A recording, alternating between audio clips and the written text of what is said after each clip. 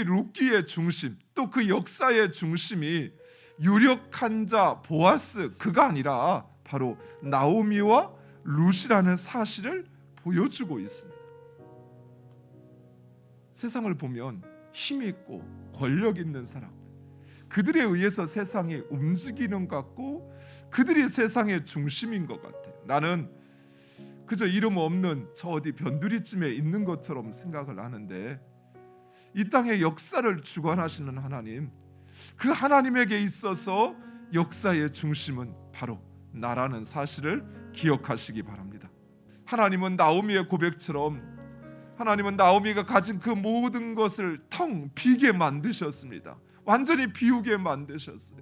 자신에게 남은 것이 이제 아무것도 없다고 느끼게끔 행하셨던 것입니다. 그리고 이제 그녀의 그 빈자리를 채워주실 그 준비를 마치시고 하나님은 나오미와 룻을 통한 하나님의 크고 놀라운 역사를 실현하시는 것입니다.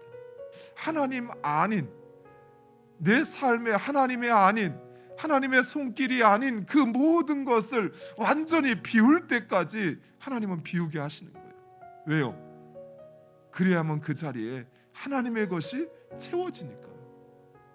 그럼 지혜로운 사람은 어떻게 합니까? 다 비울까요? 아니죠. 나에게 있는 모든 것이 하나님의 것임을 먼저 고백하는 것이죠.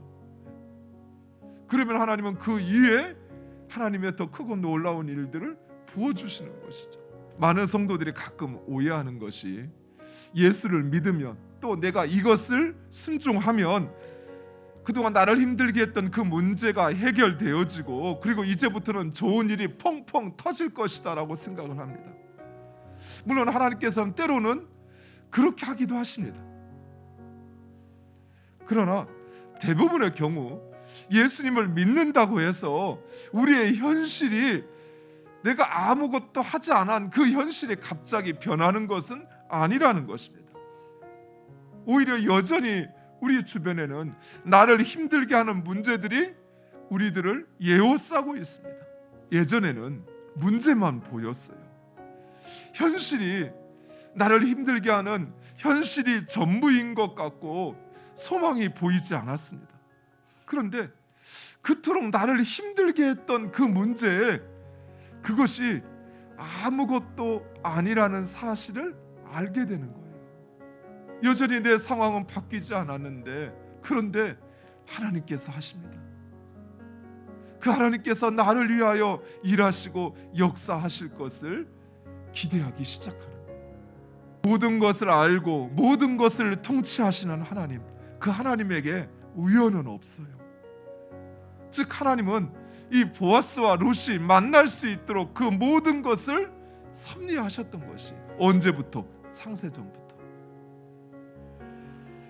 이처럼 하나님은 우리의 모든 만남을 섭리하십니다.